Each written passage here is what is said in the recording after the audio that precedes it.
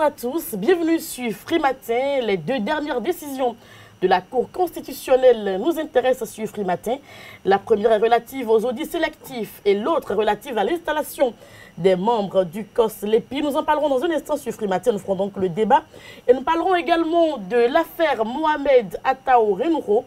Le GAPOB dément toute affinité avec l'élu de la 15e circonscription électorale.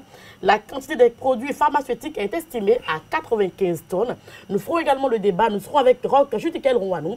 Il est le directeur général adjoint du quotidien L'Informateur. Bonjour. Bonjour Nadaï. Bienvenue à vous. Nous ferons donc le débat sur ces sujets d'actualité. Et puis la une des journaux sera présentée ce matin par Kader Achirou. Bonjour. Nadaï Diwan, bonjour. Chers amis internautes, bonjour. À la une des canards ce matin, nous avons la coopération entre le Bénin et l'Organisation internationale de la francophonie. Les dernières décisions de la Cour constitutionnelle en date du 12 décembre dernier relatives à l'installation des membres du COS-LEPI et le report du procès de l'affaire Soneb.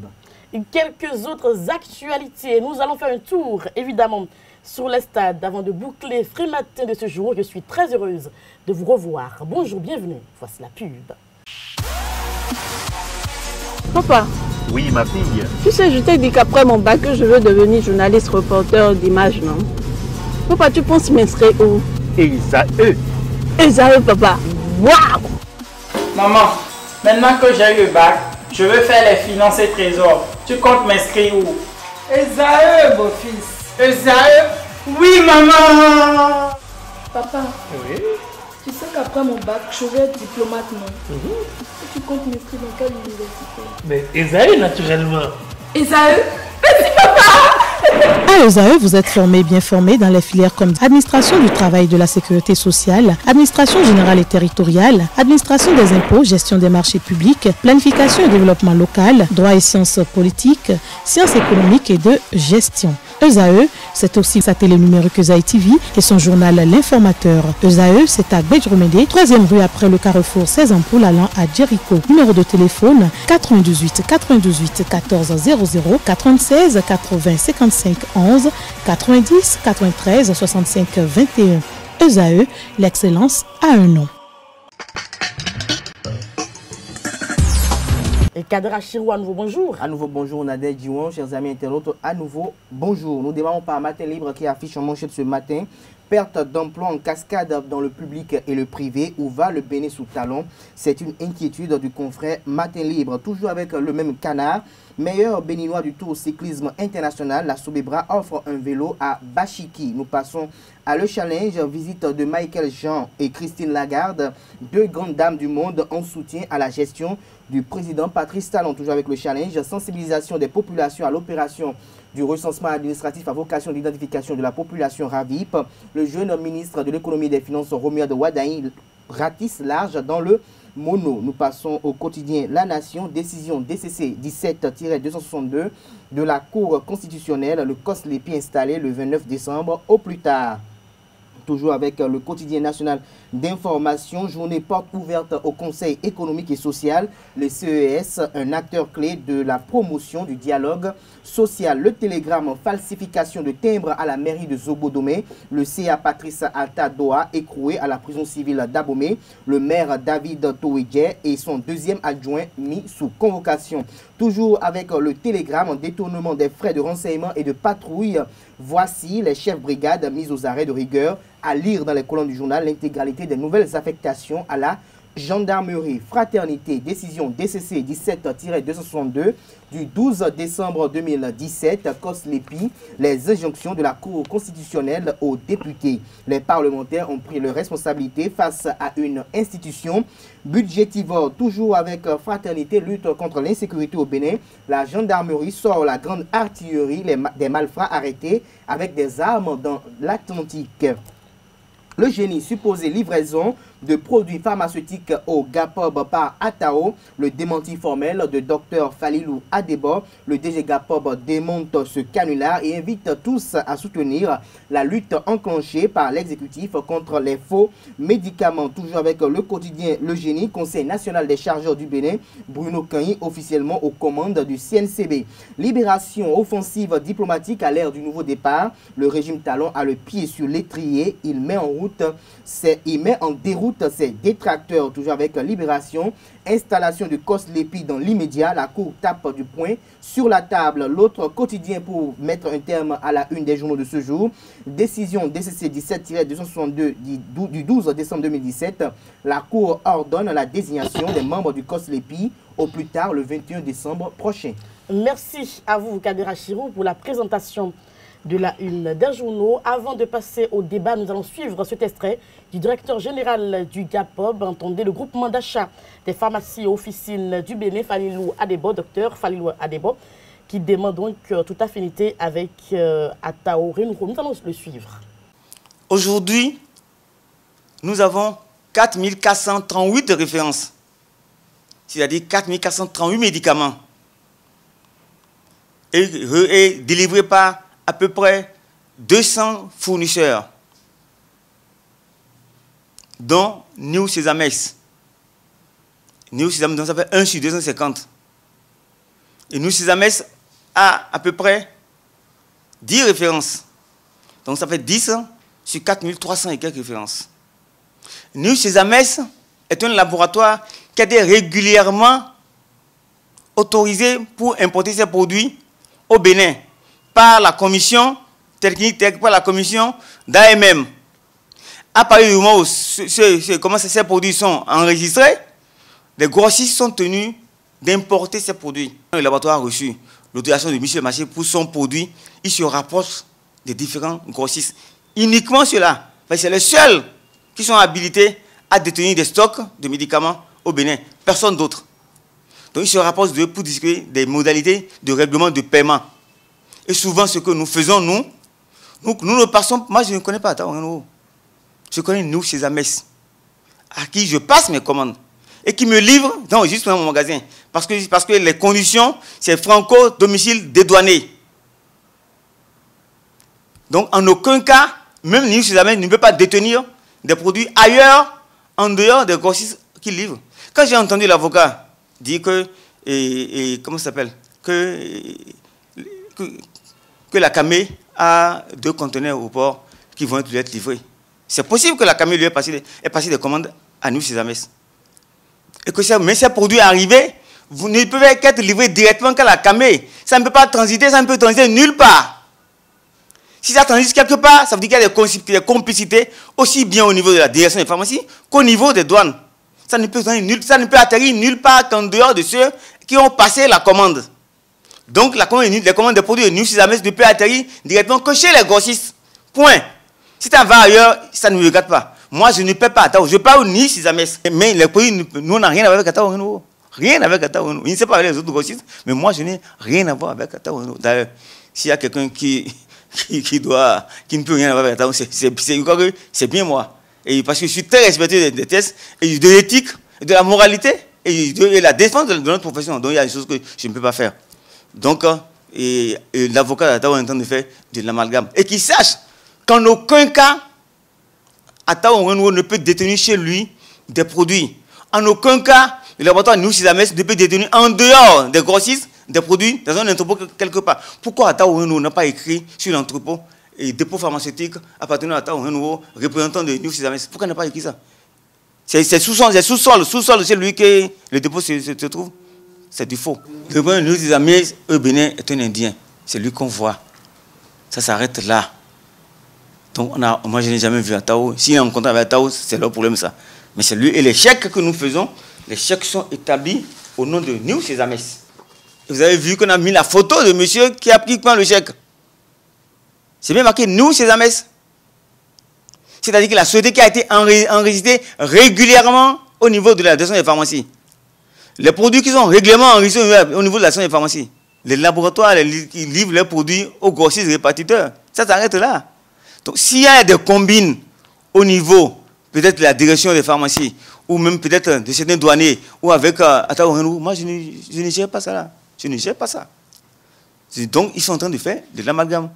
Ils sont en train de distraire les gens pour dire, donc, pourquoi il a fui? Si réellement il était en règle, en plus il bénéficie d'une immunité parlementaire, et qu'il est en règle, pourquoi il fuit? À l'instant, donc, Dr Adebo Falilou qui revenait donc sur l'affaire Atao Renro et qui soutient l'exécutif dans sa lutte contre les faux médicaments. Roch Judicaël Rouanou, la quantité de produits pharmaceutiques est désormais estimée à 95 tonnes chez l'élu de la 15e circonscription électorale. Pour l'instant, il est en exil avec toute sa famille. Qu'est-ce que vous avez à dire par rapport à ce sujet? Bon, je veux dire simplement que pour revenir sur l'actualité que l'honorable Atao Renro s'est mis dans des problèmes.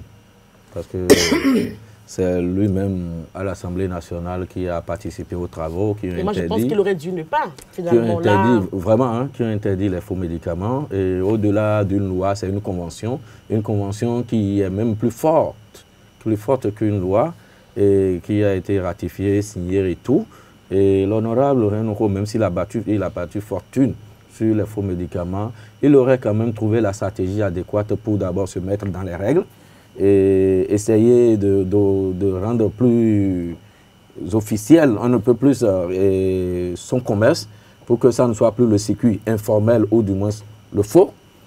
Et l'honorable Renro aurait aussi pu se départir carrément de ça, mais on a compris avec les chiffres avancés aujourd'hui que c'est plus que jamais florissant sur lui. On va jusqu'à 98 tonnes, il me semble. Et on attend d'abord une confirmation de la part des autorités policières qui ont fait l'opération. On attend aussi les informations de la part du procureur, parce que je me dis, les sources officielles dans ces cas de figure, d'abord, c'est la police qui est allée sur le terrain, qui a fait l'opération, et après le procureur qui tape peut-être maintenant à la défense de Atao Renro d'apporter des éléments contradictoires à ce que les autres auront dit pendant le procès. Et pour ma part, et pour des journalistes crédibles comme nous, on ne s'en tient quand même qu'aux informations officielles qui t'a fait peut-être des analyses autour. Est-ce que c'est parce qu'Atao Renro est opposant que finalement tout s'est retourné contre lui? Je viens Kadirachi, on va continuer avec Roch Judicaël Rouanou. Est-ce que vous pensez que c'est parce qu'il est opposant finalement? Vous savez, c'est de l'ordre de l'humain. C'est de l'ordre de l'homme, et puis c'est comme ça, ça se passe au niveau de la politique.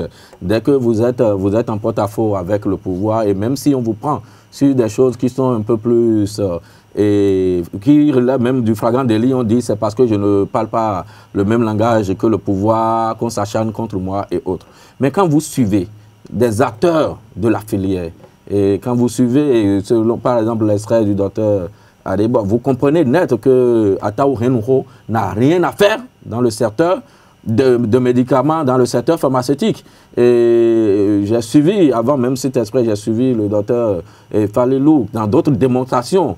Et là, il est allé très loin, il a démontré par A plus B que quelqu'un comme Atao, qui n'est pas pharmacien et qui n'a pas les papiers, ne peut même pas vendre de médicaments jusqu'à disposer d'entrepôts de si grande envergure. Donc c'est clair et net que on n'a pas besoin de dire que c'est parce qu'il est opposant qu'on s'acharne aujourd'hui contre lui, mais on donne quand même le droit à tout le monde d'estimer, de parler, on est en démocratie, et pourvu que le pouvoir en place et puis les autorités policières qui font le travail aujourd'hui savent où ils s'en vont. Il aurait pu être clean finalement, je dis Kadirachi, parce que s'il sait qu'il est opposant et qu'il quand même continue à faire les faux médicaments en griffe, et qu'il sait également que le chef de l'État lutte farouchement contre les faux médicaments, il aurait dû faire attention, l'honorable. Est-ce qu'il aurait dû faire attention? D'abord, il faut faire observer que, bien avant qu'on arrive au sujet, que la Cour a déjà constaté le caractère sélectif des différentes réformes entreprises par le régime actuel. Il est un secret de polichinelle de savoir aujourd'hui au Bénin que Atao Renro, qui a appelé à la candidature de Patrice Talon, n'est plus en odeur de sécurité avec ce dernier. Quand on voit le déroulement des dernières actualités, il était vrai que l'honorable député devait quand même craindre le pire. Aujourd'hui, on nous parle d'un commerce illicite de faux médicaments, de médicaments dits faux. Je ne vais pas peut-être qualifier ces médicaments de faux parce qu'à y voir de près, à travers les différentes analyses qui sont faites et effectuées par les professionnels de la question, c'est-à-dire des pharmaciens, on peut juste dire que le fait que Atao Renro n'est pas un pharmacien, on peut juste qualifier les produits qu'il commercialise de faux, même s'ils sont les mêmes qui sont commercialisés dans les pharmacies. Pour certains laboratoires, parce qu'on ne sait pas tous les produits qui ont été récupérés. Est-ce que c'est seulement les produits du laboratoire? Nous ne savons jamais. Est-ce qu'il y a d'autres produits? Pour l'instant, on ne sait pas. Peut-être on ne traite pas uniquement avec nous, c'est ça. Et je vais peut-être aller loin pour dire qu'on parle à hauteur de 95 tonnes. Je vais partir d'un simple vendeur, un simple commerçant. Quelqu'un qui vend de l'essence, par exemple, avant qu'il ait peut-être 1000 litres ou 2000 litres, c'est qu'il a déjà quand même un marché qui est à la hauteur de ce qu'il a. Si Mohamed Atta Oueneuro arrive à entreposer 95 tonnes de produits pharmaceutiques, c'est qu'il a à la hauteur sur le marché des gens qui peuvent livrer cette quantité de médicaments. Au-delà, en dehors de l'hôpital de zone de Sakété qui a été pris en flagrant délit, il faut reconnaître aussi qu'on ne sait pas où même les autres hôpitaux de zone s'approvisionnent. On ne sait pas où certains des grossistes répartiteurs s'approvisionnent, parce qu'on ne peut pas dire que ces 95 tonnes sont apurées par Adjé Goulet. Peu importe où ils s'approvisionnent, mais déjà que Atta, on ne dit pas que c'est lui qui les approvisionne. Au-delà de cela, il faut aller plus loin pour comprendre un peu ce qui se passe aujourd'hui.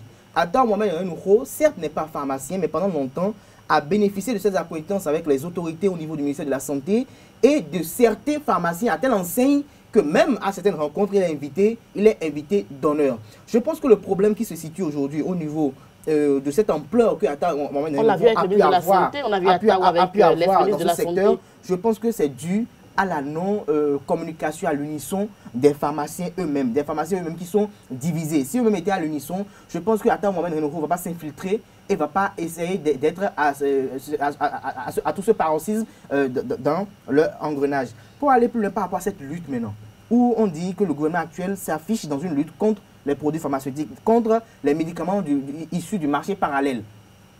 Je parle souvent de marché parallèle parce que pour moi, je ne pourrais pas te dire réellement si ces médicaments sont faux ou pas. Non, les pharmaciens indiquent qu'on appelle faux médicaments tout médicament qui ne respecte pas le circuit officiel. Et je parle c'est ce qu'eux ils disent en fait. Donc ils disent que faux médicament, c'est un médicament, c'est tout médicament qui n'a pas respecté parce qu'il y a des degrés pour pouvoir conserver les médicaments. Tout à fait. On doit passer par les avions, les bateaux et tout ça. Et on sait aussi comment certaines pharmacies aussi conservent aussi les médicaments aujourd'hui. Je pense que c'est de là même le gouvernement actuel, après avoir attaqué Adjé Goulet, ou bien avant qu'on attaque Adjé Goulet, on devait quand même essayer d'assainir le secteur lui-même. Maintenant, pour revenir à Atta Mohamed Oueneuro lui-même en personne, qui, au-delà de tout, commercialise ses produits en toute illégalité.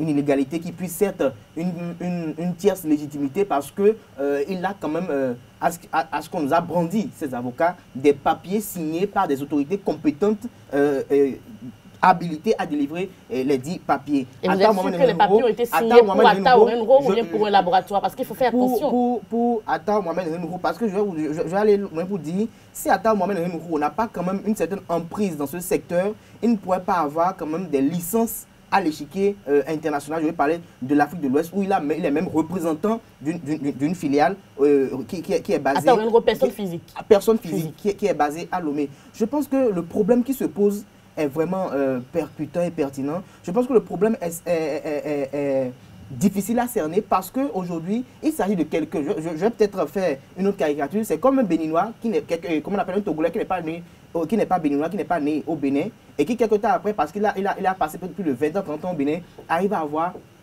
la nationalité béninoise. Atta Mohamed Oueneuro n'est pas pharmacien de formation, il n'a suivi aucune étude de pharmaceutique, mais avec ses acquaintances avec les médicaments, a pu se faire dire pharmacien, à tel enseigne qu'on le qualifie même de docteur d'Adjé Goulet. Mais le problème qui va se poser avec Atta Mohamed Oueneuro, si tant est qu'il est vraiment légal sur son commerce, qu'il arrive avec des arguments percutants pour affronter la justice, qu'il ne reste pas loin de son exil pour jeter l'opprobre sur des personnes.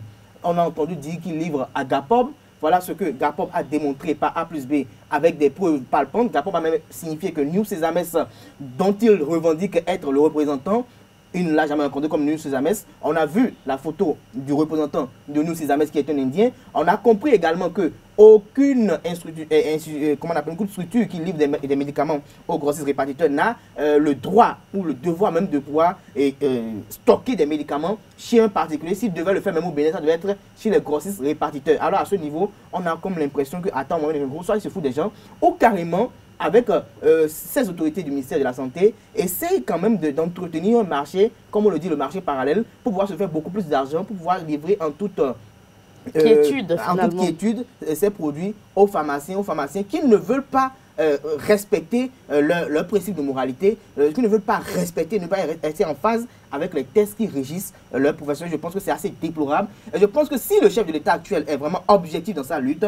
je pense que les prochaines réformes, même si on est à la fin de cette année 2017, les prochaines réformes à l'aune de 2018 doivent être axées sur les acteurs eux-mêmes du secteur pharmaceutique, à tel enseigne que même ceux qui ne sont de moralité douteuse doivent être même bannis de cette corporation pour que réellement ceux qui sont là, ceux qui ont fait pendant longtemps du sérieux, soient conservés pour le bonheur des populations et pour le bonheur des autres. Et je m'en finirai très rapidement pour dire que il ne faut pas que dans le même temps, dans cette lutte, qu'on occulte la question du pouvoir d'achat des populations qui n'est pas quand même en phase avec cette lutte aujourd'hui, parce que à y voir de près, après les casses et après les différentes réformes qui ont été entreprises et qui ont baissé drastiquement le pouvoir d'achat des populations, à telle enseigne que les populations même ont du mal à se retrouver aujourd'hui. Est-ce que ces populations auront les moyens pour aller en pharmacie acheter des médicaments? Et il faut penser maintenant à la conformisation aux réformes mises au ministère de la Santé, où les médicaments ont un prix, où il faut les faire respecter par les différentes pharmacies. Et une autre réflexion, avant qu'on ne boucle ce dossier à Taorenro, Roch Judicaël Rouanou, une autre réflexion, il faut espérer maintenant qu'on n'a pas fait tomber Atao pour créer maintenant un Atao de la rupture, parce qu'il faut faire attention, c'est les médicaments, et il y a beaucoup de pognon de griffes dans les médicaments, donc on espère tout simplement qu'on n'a pas fait tomber Atao pour après nous ramener quelqu'un d'autre qui sera un baron de ces médicaments-là. L'histoire est têtue. L'histoire est têtue. Je fais un petit récapitulatif. La lutte contre les médicaments vendus de façon illicite ou frelatée n'a pas démarré avec le régime de la rupture. Je me rappelle, au temps du président Boni Yayi, il y a eu un grand colloque dans ce pays, il y a eu une grande séance de sensibilisation qui a même pris un caractère international. Et on a déjà commencé par annoncer les couleurs. On a déjà commencé par parler de cette lutte depuis lors. Donc le régime actuel ne fait que se mettre dans la droite ligne de ce qui était dit depuis le gouvernement du président Boni Yayi. Rien n'a été inventé là.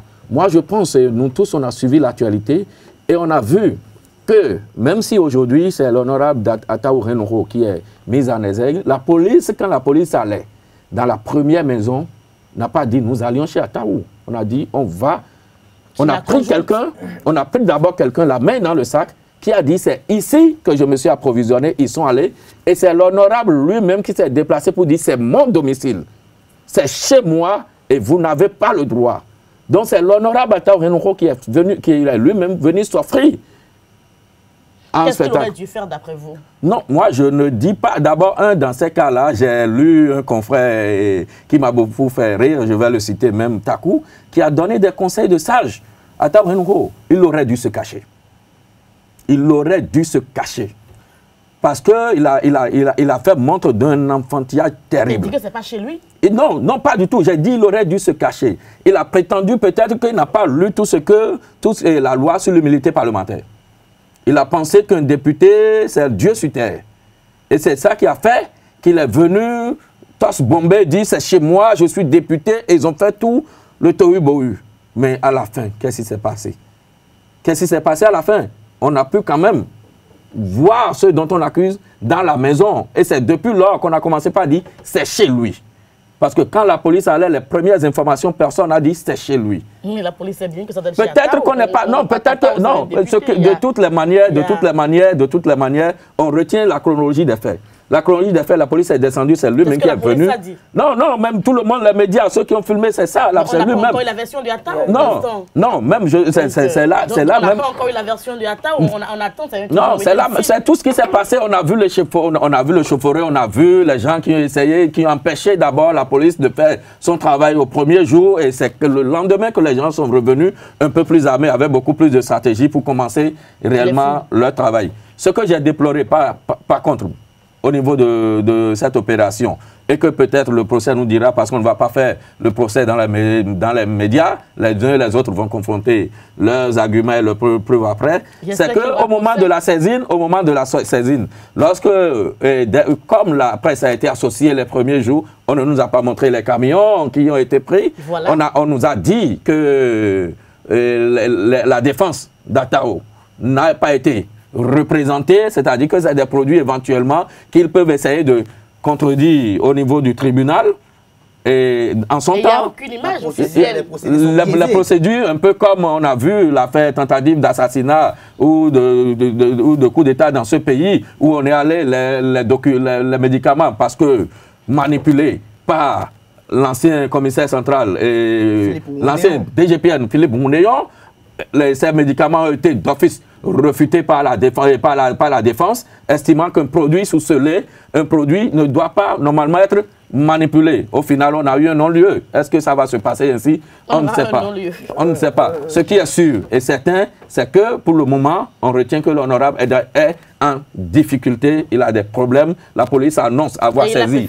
La police annonce avoir saisi des tonnes de médicaments. Je ne vais même pas préciser le nombre parce que j'attends que le commissaire qui a diligenté l'opération fasse une sortie médiatique de façon officielle. J'attends le procureur de la République pour parler de nombre. Et c'est là... Nous sommes parlé de ces médicaments-là. On y reviendra, n'est-ce pas? On y reviendra certainement. On y reviendra certainement. Je dirais aussi, et Kader, dans son intervention, a dit que si Ataou Renouho n'a pas un marché aussi florissant, il ne peut pas disposer de telle quantité. Je dis oui. Mais en même temps, je dis que c'est parce que Adjegoulé a été cassé, que les produits sont stockés et peut-être que n'ont pas pu être écoulés. Non, on parle de 95 C'est possible. Je dis, non, peut-être. Adjegoulé, c'est un grand marché. Adjegoulé, c'est un grand marché. Donc peut-être qu'Adjegoulé n'existe plus. Oui. C'est venu, mais on n'a pas pu convoyer, et c'est là, c'est pas, on dit, non, le gars dit ce n'est pas l'hôpital, le gars dit c'est pour son cabinet privé. C'est pour son cabinet privé. C'est pour son cabinet privé, il a bel, les déclarations sont là, il a bel et bien dit que c'est pour son cabinet privé et qu'il a payé. Non, le cabinet existe. Le cabinet existe. Le cabinet existe. Par rapport à ce sujet, j'aimerais quand même dire que quelque part, c'est vrai que le régime actuel, c'est-à-dire la DPMED, déjà au départ, a déjà eu à procéder à la perquisition et à la saisie déjà de 3 entrepôts de médicaments falsifiés, de propriété de 3 entrepôts bien auparavant. Mais ce que je déplore dans ce dossier, à travers la guerre médiatique et les réponses du berger à la bergère qui s'observent, c'est l'implication de certains députés dans le dossier. Je veux plus précisément nommer les députés Rachid Guadamassi et Dakwe Sossou, qui montent au créneau à travers les médias interposés pour essayer de dire que Ataou Renouho essaie de vilipender un de leurs. Alors qu'on sait comment l'Assemblée nationale est constituée. On sait que l'Assemblée nationale est constituée à hauteur de 80% de rien que d'hommes d'affaires. Et on sait comment les uns et les autres, c'est-à-dire les deux qui veulent essayer de donner une leçon aujourd'hui, parce qu'ils se prétendent être soutien au régime actuel et ils pensent ne pas être inquiétés. Je pense qu'avec les jours à venir, la lutte contre la corruption et l'impunité, Patrice Talon va essayer quand même, tant soit peu, en toute objectivité, de leur montrer qu'avec moi, ce n'est pas un ami à moi. Il faut croire qu'à l'Assemblée nationale, Ataou n'est pas forcément... On sait comment certains parmi eux ont géré les marchés rapport personnel à l'Assemblée. Vous ne savez pas comment Ataou réagit à l'Assemblée. Si vous permettez, si vous permettez, oui, mais si vous permettez, sur ce coup, je vais d'emblée rejoindre Kader Achirou pour dire que d'abord, d'après Sossou, il a manqué de sagesse. Il a manqué de sagesse et j'ai suivi l'honorable Akin Natondé qui a opiné sur le même sujet, sur Canal 3 le week-end. Mais il a été très sage. Il dit, c'est une bataille juridique qui s'engage. Et si au finish, on a les éléments qui prouvent que notre collègue n'a au fait pas de souci à se faire, il aura notre soutien. Mais si les éléments d'appréciation qu'on nous montre prouvent qu'il a pris la main dans le sac et qu'il s'agit d'un flagrant délit, la loi va s'en occuper. Mais pour le moment, tout député reste solidaire à un député jusqu'à preuve de contraire. Et Akin Natondé, on va me dire qu'il n'est pas du côté du pouvoir. Akin Natondé fait partie de la majorité présidentielle. Et il a bien... Quand Dakwe Sossou vient nous parler de ses humeurs et dit que c'est quelqu'un que l'agent a rendu impoli, je pense que c'est de la jalousie. C'est de la jalousie. Ce n'est pas. Non, c'est de la jalousie. C'est de la jalousie. C'est de la jalousie. Parce que vous savez, nous avons tous nos humeurs et nous avons notre éducation de base. Nous savons, tout le monde sait comment. Je peux avoir un timbre de voix, une manière de parler qui ne va pas forcément plaire à Kader Achirou. même Kadi Achirou ou quoi qu'il soit, mon jeune frère, peut avoir des manières de parler qui ne va. Mais quand même, je vais. C'est quand il a eu l'argent que la voix s'est associée. Non, quand je commence à dire, attendez, l'honorable Badamassi, lui, fait quoi? Mais d'abord, Badamassi, lui, fait quoi dans la vie? Badamassi, lui, fait quoi dans la vie? C'est des questions qu'on doit commencer par se poser. Il fait quoi? Il fait quoi dans la vie? Il est quoi au juste, Badamassi? La Cour constitutionnelle, les dernières décisions de la Cour, donc l'une est relative aux audits sélectifs, et puis l'autre par rapport à l'installation des membres du COS-LEPI. Kader Achirou. Je dirais qu'une fois encore, la Cour constitutionnelle a prouvé en toute autonomie son caractère sage et a prouvé quand même qu'il y a une institution dans le pays qui peut quand même essayer de ramener à l'ordre les dix gouvernants, même s'il arrive à un moment donné qu'on observe des dérives et des écartades et à la limite des errements et des égarements.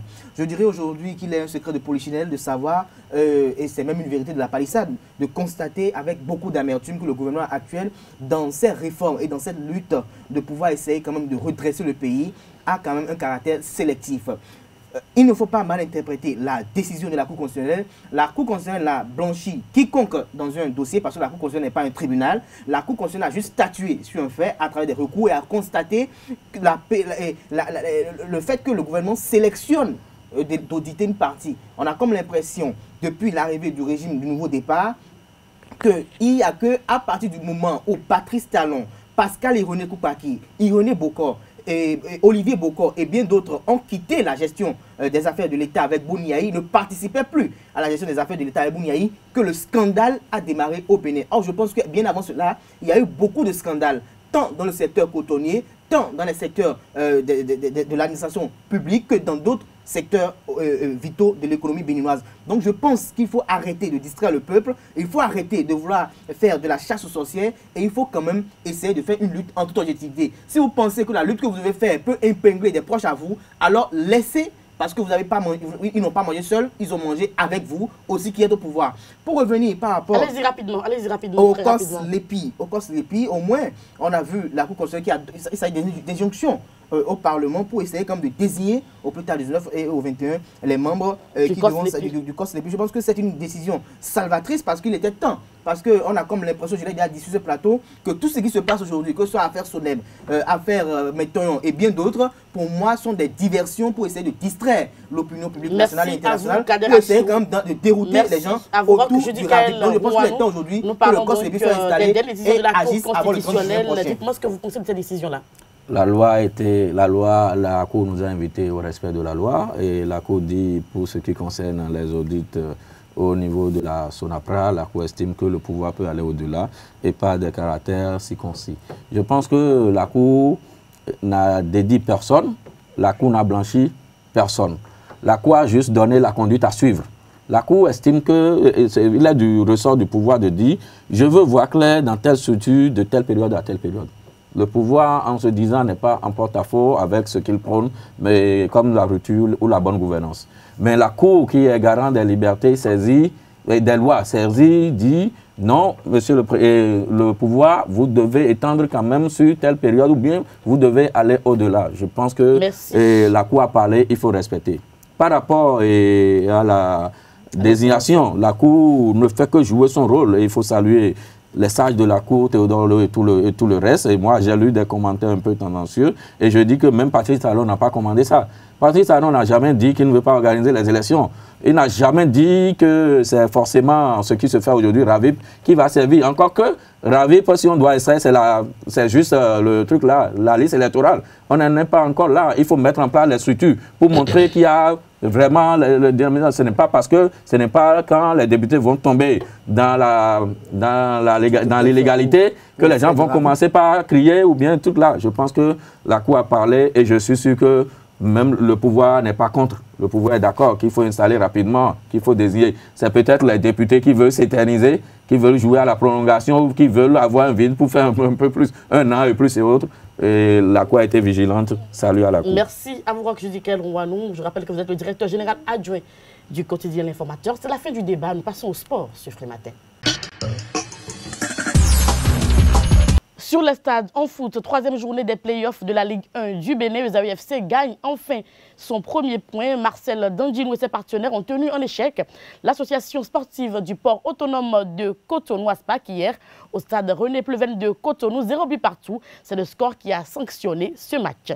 Et c'est sur ce même score que les Buffles et Azos de Porto Novo se sont quittés au stade municipal de Paracou. Les protégés de Moutari Idrissou marquent ainsi le pas devant leur public et ce après 2 succès de rang à l'extérieur. Enfin, victoire de l'énergie sur la jeunesse athlétique de Cotonou, 1-0. Les électriciens de la SB2E font donc le carton plein et occupent seuls le fauteuil de leader au terme de cette journée avec 9 points au compteur. Et puis terminons cette page sportive par les clubs, donc le gouvernement du président Patrice Talon qui a octroyé hier même des subventions aux clubs de la Ligue 1 et 2. Nous y reviendrons beaucoup plus en détail dans nos prochaines éditions. C'est la fin de Frimatin. Merci à tous et à toutes pour l'attention. À demain pour un nouveau numéro. Portez-vous bien. Au revoir et restez fidèles à nos programmes sur Esaü TV.